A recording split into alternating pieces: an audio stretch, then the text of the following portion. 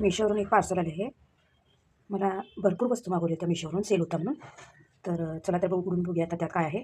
मला यात काय आहे दाखवते तुम्हाला उघडून. तर बघू शकता मी टाचा फुटल्यात माझ्या म्हणून फूट क्रीम मागवली होती.